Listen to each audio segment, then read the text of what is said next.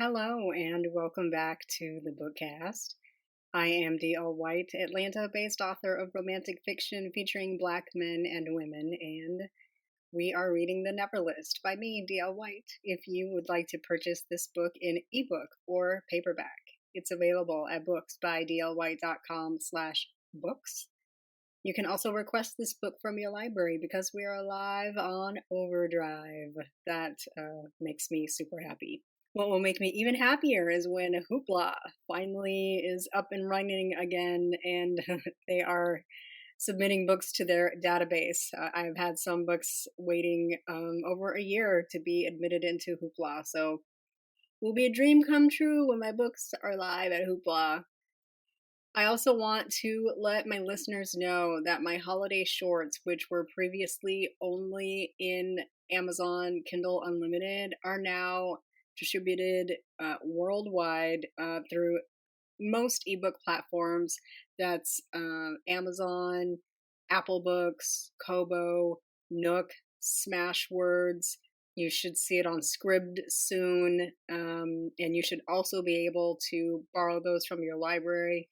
I'll, of course, keep you updated on my blog and through my social media as those begin to pop up, but uber, super, totally excited about that as well. I just love being available everywhere to everybody. So let me know if you're looking for a platform where my book's not available. I'll do my best to get it up there. And, world domination or whatever. That's what we're going for. So we're beginning chapter 27 today, and this chapter, probably the next chapter, is spicy. So just like I've been saying, the last two, we're getting closer to the moment, and the back half of this chapter is rather spicy, and the chapter after that, I know for sure. And so, again, just a warning. So let's begin, because I'm anxious. Chapter 27, Esme. This time, O'Neill and Jewel lounged across my bed, eating popcorn and watching me move from the closet to the open suitcase and carry-on bag like it was the best movie they'd ever seen. It's so weird, said Jewel. Isn't it weird? Isn't what weird? O'Neill asked. Esme is packing to go on a trip. It's weird. You act like I never leave the state. I frowned at them both, feeling deep lines of confusion across my forehead. You don't. You don't go anywhere. You meet some guy and let him take you everywhere we tried to force you to go. If he takes you on rides at Disney World, I'm disowning your ass. You go with family first. I've been to Disney with family. What if they go after they get married, though? Asked O'Neill. Then he's family. Then they have to take us, obviously. Would you two shut up with that shit? Jewel, Jada, and O'Neill had been calling me Mrs. Pettigrew for 2 days, since O'Neill busted into the WhatsApp chat to gossip, not realizing it was the wrong damn chat.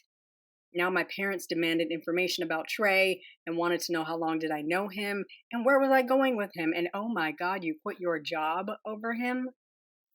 I was mildly furious at O'Neill, since I'd had to spend the evening assuring my parents that I had planned to quit Benning anyway, and I had a nice savings cushion built in preparation, and that Trey was an upstanding young man who did not want me to quit my job over the mess with Miller, though he was grateful I did all that on my own.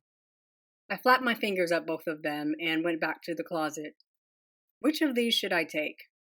I pulled out 2 sundresses. Both were flowy and frilly and made me feel extra feminine. The blue one, said Jewel, pointing to the dress on the left. Shows off that nice rack. Do you not have anywhere to be, Jewel? Where is your husband, your children? Away from me, together.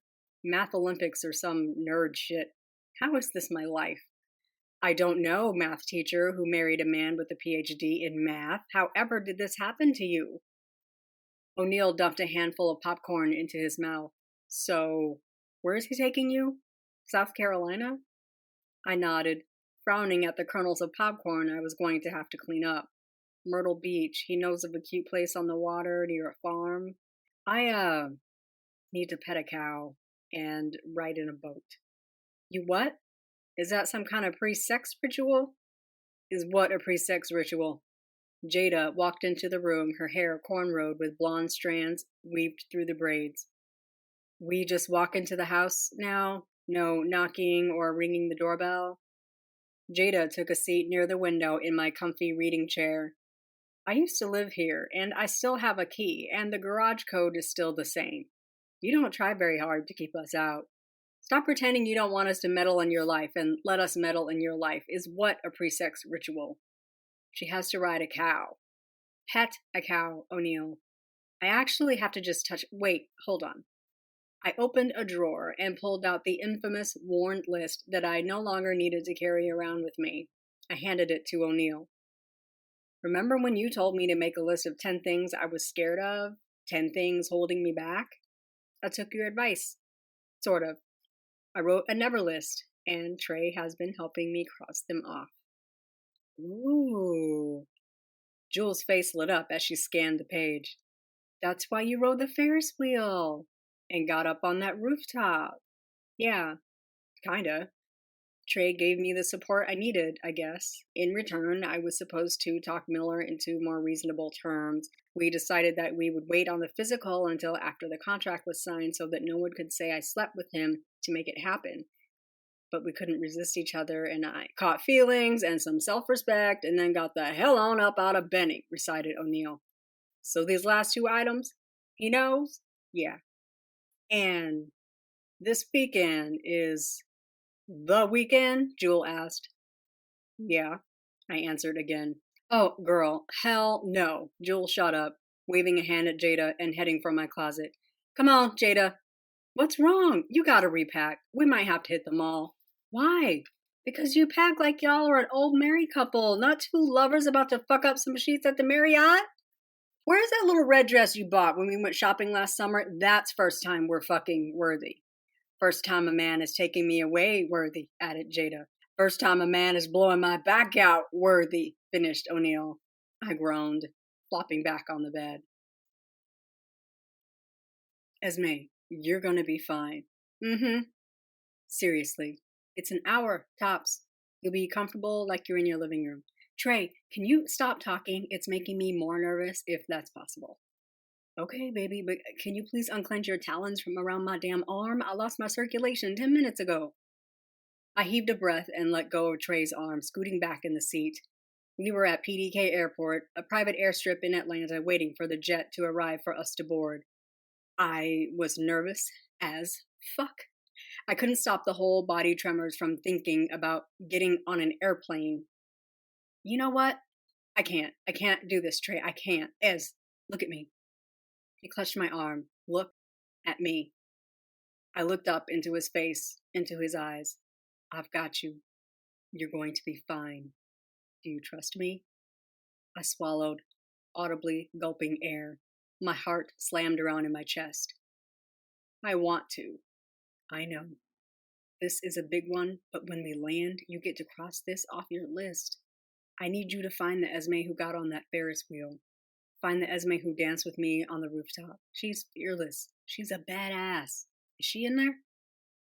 I sucked in a breath, then blew it out, then sat up straight and picked up my bag from where I dropped it because I needed to sit down. Badass is in. I watched a small jet fly into PDK airspace, then land and glide into place. Good. That's us. Are we doing this? Yeah, before I changed my mind. We went through a brief TSA baggage check, and then I forced myself onto the plane with Trey at my back. We settled into 2 of 8 seats on a cozy Gulfstream. The cabin was small, with 4 seats grouped together and 4 seats more spread out. More passengers boarded, idly chatting amongst each other as they chose their seats and fastened their seat belts. I tried my belt again, just to make sure I was strapped in. Trey reached across the armrest to hold my hand, finding his fingers between mine. Remember the Ferris wheel? How you had to close your eyes until we were up, then once you felt ready, you could look around. Why don't you try that? Because I want to see us take off, I said, leaning over to peer out of the tiny oval window. All right, we're not getting off this plane, you hear? Okay. Seriously, Esme, We're not taking a train or driving to Myrtle Beach. We're flying. It's an hour-long flight, all right? I hear you. I shifted my weight, leaning in for a kiss. Then I squeezed his fingers weaved between mine. I trust you. Don't let go. Never, he whispered. Never letting you go. I leaned my head back and closed my eyes, holding on to Trey for dear life as the plane began to push forward.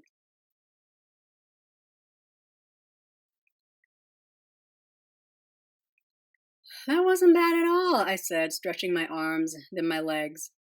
Passengers around us were unbuckling their seatbelts and chatting as they headed toward the exit. That was only an hour?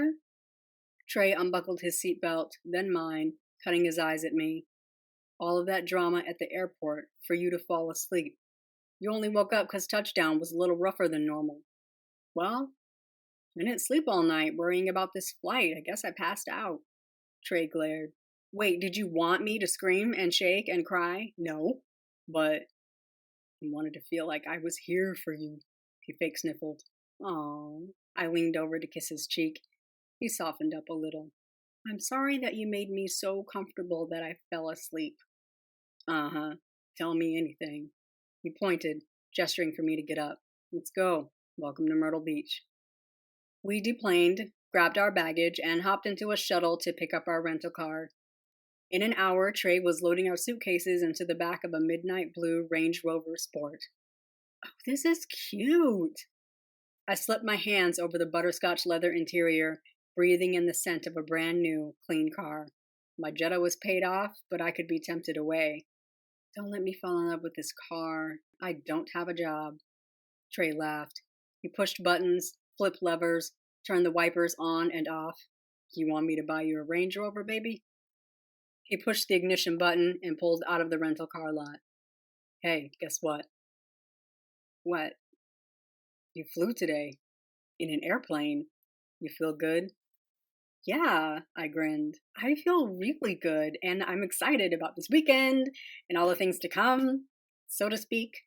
No pressure. I'm the one that has to perform. Sex is a symphony, not a solo. We perform together. What if I'm not the world's greatest lover? How would I know? I answered with a shrug. I chose you because I like you. Are you nervous? Trey didn't answer for a long, quiet few minutes. He stared ahead and drove, heading for the highway. He sighed, then reached across the center console to tuck his hand between my thighs. Actually, yeah, I'm nervous. I curled my fingers around his. Are you going to make me comfort you when I'm the one who's never had sex? Nah, he answered. I'm good, just excited. So, let's go pet a cow. Trey headed to the ramp to Highway 501 and turned up the satellite radio. We rode in comfortable silence, listening and singing along to old-school R&B. The GPS called out directions until it told us to turn right. The sign along the side of the road read Thompson Farm and Nursery. Trey pulled into a parking spot near the entrance. All the animals you can touch, right at your fingertips. They even have a petting zoo. Trey, wait. I clutched his arm before he could open his door. I didn't hurt your feelings or anything, did I? His brow furrowed. When? When I asked if you were nervous and you said yeah? Oh. He shook his head, lifting a shoulder in a shrug. Nah, not really. Not really? Or yes, a little. Yes, a little. But it is a big deal. I'm sorry. I don't mean to minimize your feelings. We're good. I'm thinking about ways to make this a good weekend for us. Even if you say you don't need anything special, it's still our first time away together. I still want it to be nice. Plus, it's your first time. You'll remember your first time. Do you remember yours? He laughed. Yeah. It was like that movie Gone in 60 Seconds. Not my best work, and I'm not trying to repeat it this weekend. You better not. My eyes slid closed, then reopened. I've been looking forward to this for so long that I forgot that it's about more than me. Forgive me with my mean ass? Trey gave me half a smile, then leaned across the console. I brushed my lips across his once, Twice, then a third time before he opened his mouth and his tongue snaked out to meet mine. We sank into a long, unhurried kiss before he groaned and pulled back. If we don't go pet these damn animals, I'm gonna fuck you in the back seat of this Range Rover. He pulled the latch, popping the door open. We walked around the entertaining, delightful little ranch, watching the children run screaming from one field to another. The farm boasted a variety of animals, including buffalo, donkeys, sheep, goats, alpaca, and even a 105-pound tortoise. There's the cattle over there. Trey pointed toward a field where cows grazed openly. Baby goats. I pointed toward the petting zoo near us. I'd rather pet a baby goat. Trey shrugged. It's your list. Go pet a baby goat. We walked through a field to the petting zoo entrance. Donkeys, sheep, and goats wandered around, bleating and showing off. A little black goat wandered over to us. Look at this little dude, Trey said, squatting next to the fence. I kneeled next to him. Or gal. I don't know how to tell without getting up close and personal. It'll probably let you pet it. The goat poked its nose through the slats in the pen. Hi, little one, I cooed. I stuck out my hand, rubbed its little nose. It was wet and twitching as it sniffed. I moved around to its ears and rubbed the soft surface of its head. The goat let out a low bleat and licked the air, then bounded away to join its friends frolicking in the field. I guess he's done with me. How cute, though. See, livestock is not scary. You want me to buy you a goat, baby? I laughed, looping my arm around Trey's. Are you going to offer to buy me whatever I like? That's the plan. Gotta keep my girl happy. Then can you buy me some lunch and a shower? I smell like a goat. That's it? No, wasn't that bad. Trey turned to lead us away from the petting zoo. That's it. Another one bites the dust.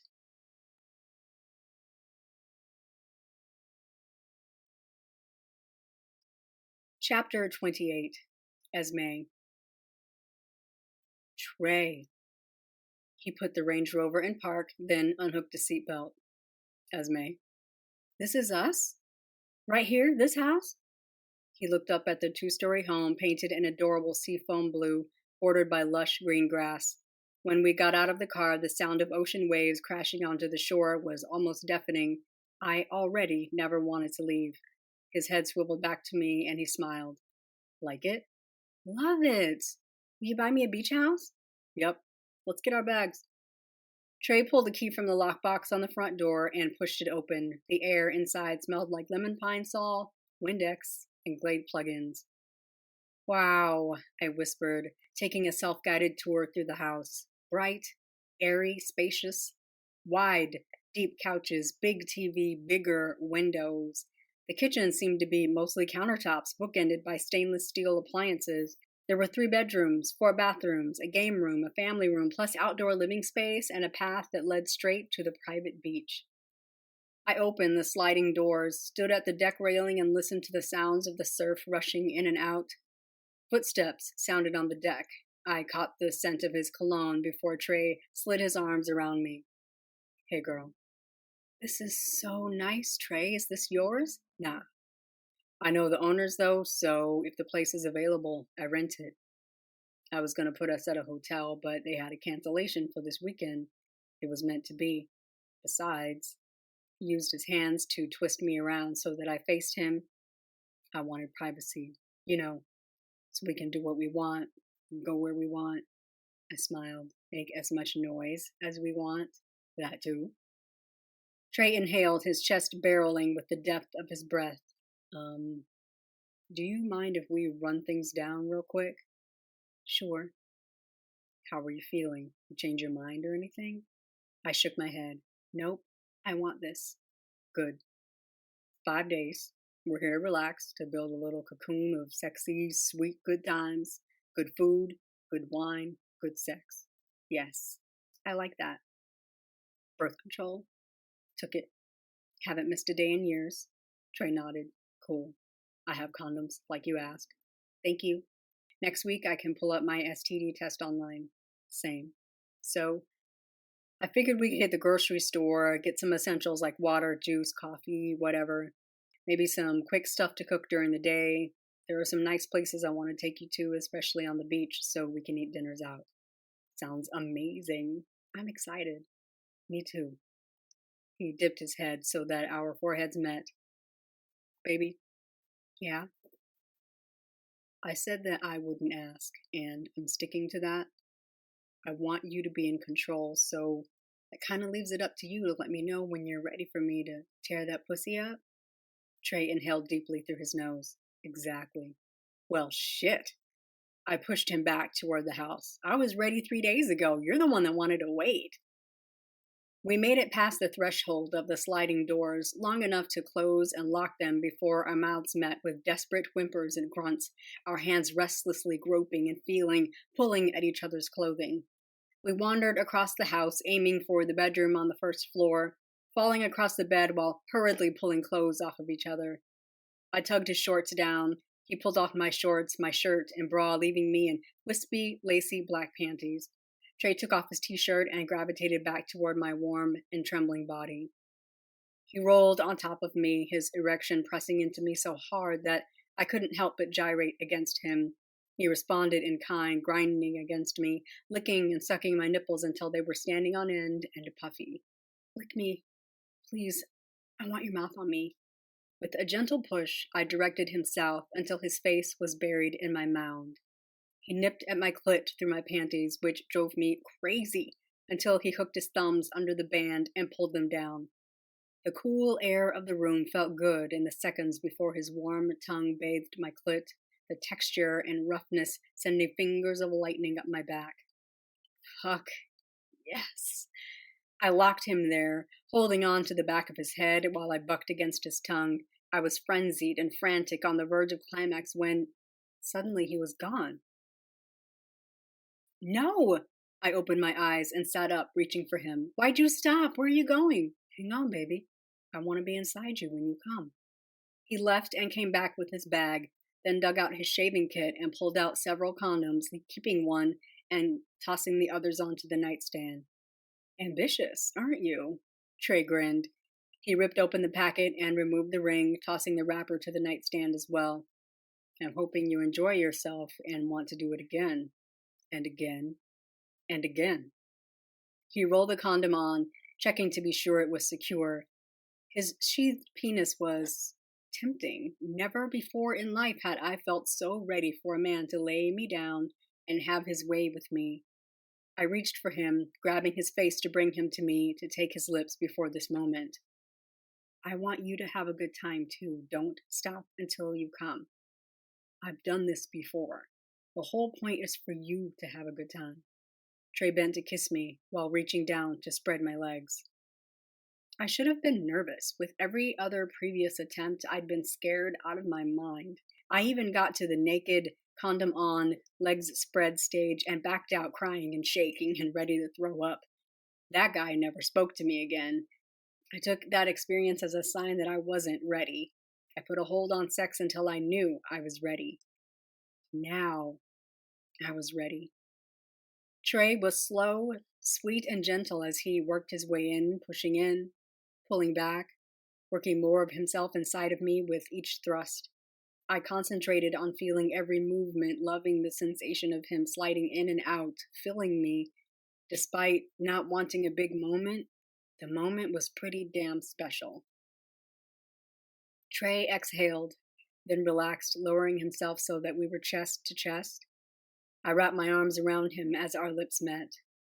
You good? I am so good. You feel... I wish I could think of a better word than amazing. I giggled at feeling my body clench around him. Oh! He grinned. That's me, baby. Wow, wow, like you feel so fucking good. Wow. Trey began to rock his hips, moving deep inside, then pulling back.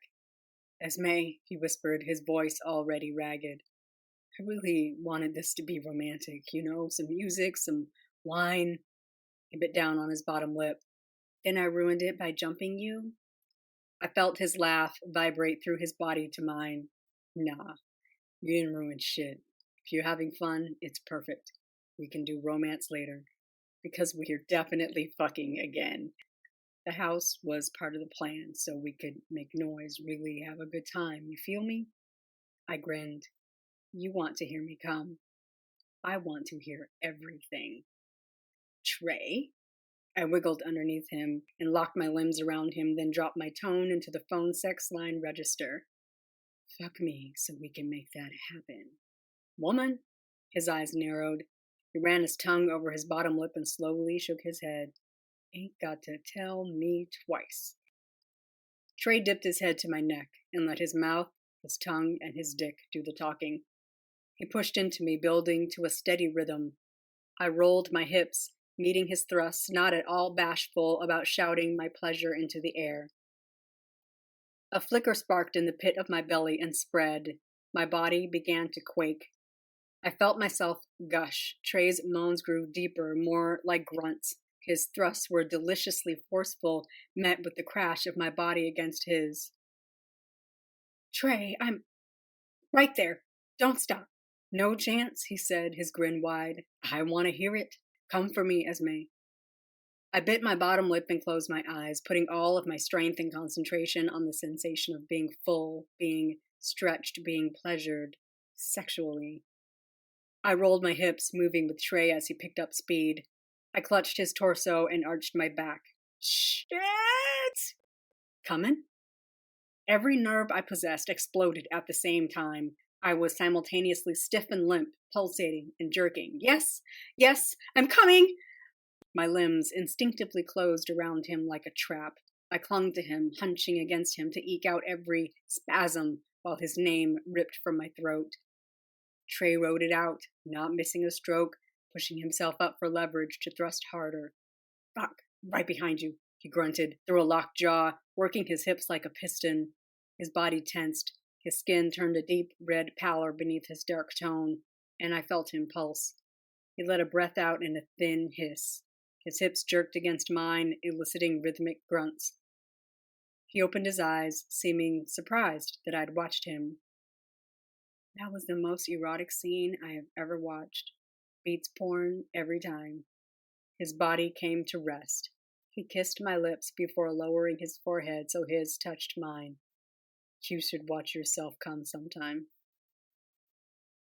He stroked my hair, pushing my sweat-soaked curls back from my forehead. Esme. He paused, only beaming a tired smile at me. We had sex, I finished, giggling. He nodded. And more importantly, you have had sex, I shouted. Trey laughed with me. Another adventure off of your never list. You good? I sighed, grinning into the air at nothing and everything. Shit, I might be good for the rest of my life. Well, I was hoping to have more better sex with you. My eyes spun in their sockets with giddy joy. It gets better than that? I have been missing out. Perfecting sex is the fun part. He dropped a kiss onto my lips. This is exactly how I wanted it to be with you. I'm so happy right now. Me too, Trey. I mean it, as I'm happy with you. You're still inside me. I would be worried if you weren't happy right now. Well, yeah, but later, when we get up and shower, or tomorrow when we're hanging out together, or next week when we're back in Atlanta, I'm still going to be happy with you. I need to know that that's what you want, because I'm pursuing you with a vengeance. A vengeance, I repeated. So you're on a mission. I am. I need you to fall in love with me at your earliest convenience, like ASAP. My heart bloomed in my chest, so big I thought it might burst out of my body. Whatever I did to get him, if keeping him involved sex, I was willing to do it. I think I can make that happen. So curious, what happens when I fall in love with you? New mission. Keep you in love with me. We roll it forward. I like that. I really like that. I sighed, then suddenly felt the cool air in the room since we'd come down. Trey's stomach growled, giving away his extreme hunger. We should probably shower and go to the grocery store before I make you fuck me again. Not that that's a bad idea. We could not stop giggling. At random moments, like while we held hands on the drive to the grocery store or stood in the pasta aisle arguing about elbow or rotini, or while waiting for the clerk at the meat counter to grind freshly ground turkey for me because I was being picky, we would look at one another and laugh. If sex made you giddy and touchy-feely and gave the illusion of walking on a cloud, then I always wanted to be having sex. I was in the mood to go again, but responsibilities like stocking the cabinets for a tall, very hungry man and his girl loomed. Do you think we got enough food? I eat a lot. Trey glanced at the back seat and the trunk overflowing with plastic grocery bags. Maybe we went overboard, but I'd rather have too much food than have to keep coming back. He started the car, then his hand migrated to the usual spot. I loved that his hand had a usual spot. You good? He glanced over at me as he pulled out of the parking spot. The sun was on its descent toward the horizon, giving the beach town a pinkish wash. I'm real good, baby. You? If you're real good, I'm real good. Are you sore? I let out a snort. You think highly of yourself, don't you? I might. He shrugged, then looked over at me again. Seriously, though, do you need a drugstore or anything? No, I feel fine. I mean, he shot me a sideways glance. I hit that pretty good. You should be feeling something. I cackled. Fine. That big old dick tore me up. Wore me out. I'm bow-legged now. Is that the hit your ego was looking for? Trey grinned. That's the hit I needed. My big old dick is happy now. Well, tell him to suit up. He's not done working. You said you didn't want to feel like you wasted the experience. I did good. You're a very good lay, Mr. Pettigrew. Not a waste in the least. He squeezed my thigh in his palm. You're not so bad yourself with these wrapped around me. I'm definitely looking forward to the repeat. You know what we should do first, though? Before we have sex again? Nothing. We should swim in the ocean. Might as well cross it off your list.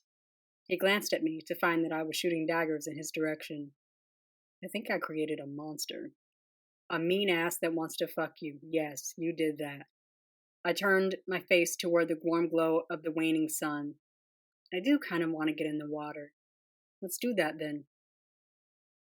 The house was steps from the beach, so after we put our groceries away, we changed into swimwear and headed down the patch of wood slats to the edge of the water.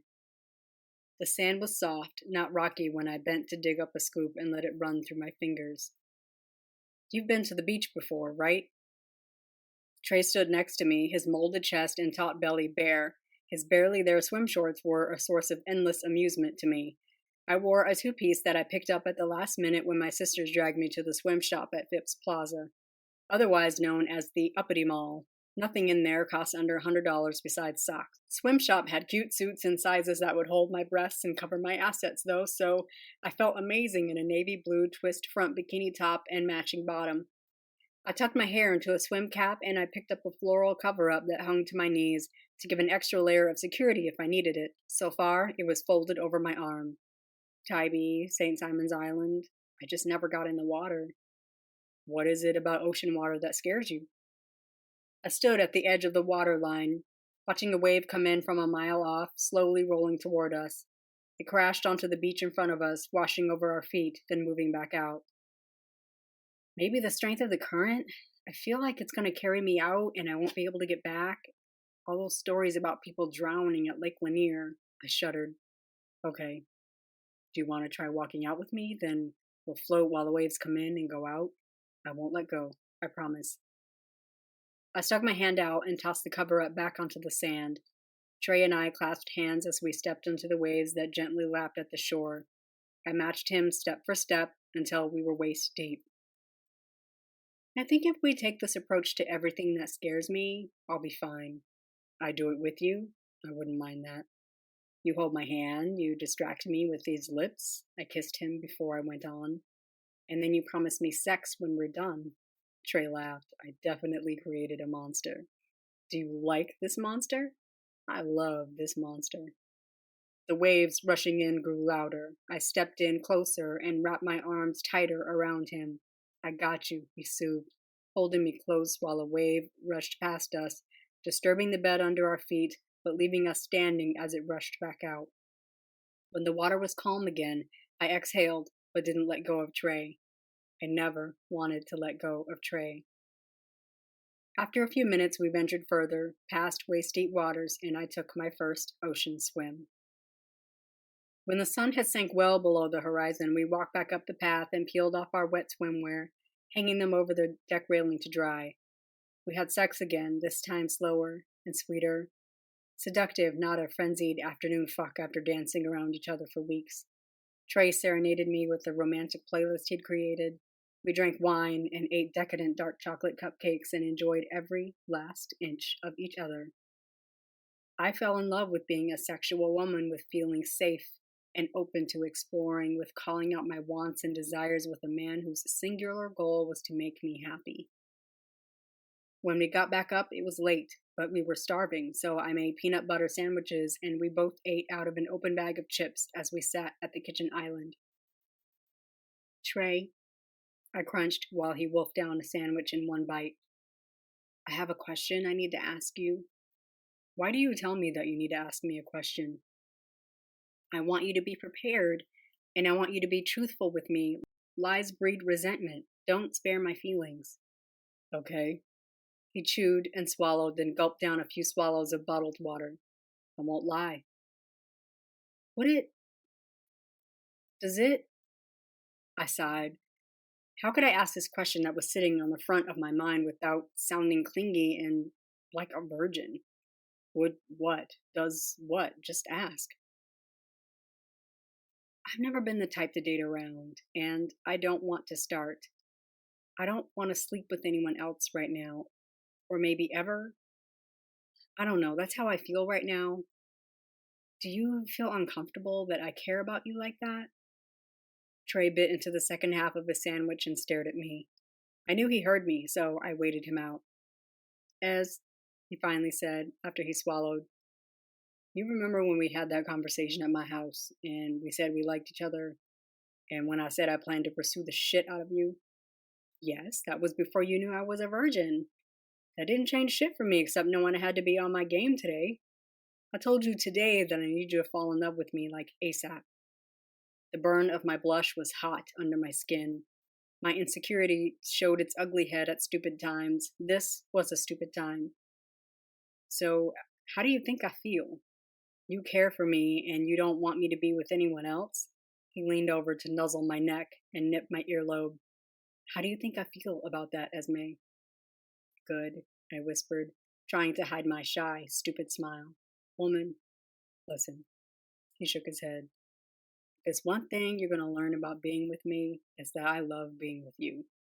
I like every room that you're in, even that bright yellow bedroom. You're the only person I want to be with, so hearing that you only want to be with me, I'm good with that. He leaned over to brush his lips against my temple. Are you done having this moment, Esme? Yes, I answered quickly. Thank you for indulging me. No problem. I was hoping I could fall asleep watching a movie with my girl, but my girl is badass Esme who knows who she is to me. She's fearless and bold and mean a little. He smiled. Is she in there? I gripped Trey by the chin and pulled his face to mine so I could kiss his lips. The badass is in. Thank you for reminding me who I am. Anytime, beautiful. Was that not cute as hell? Please tell me if that was not cute as hell, because I personally feel like it was cute as hell, and if you disagree, I don't care. Thank you for joining me for episode 10 of The Never List. We have really just a few chapters left to the end of this book, but a few things still to get through. Esme still has a couple of items on her Never List to cross off, believe it or not. And Miller Design is still hanging around. What happens with that? Is Trey gonna be able to open his own division? Does his dad hate him? Is he fired? We'll find out in the next few episodes. Until then, take care of yourselves.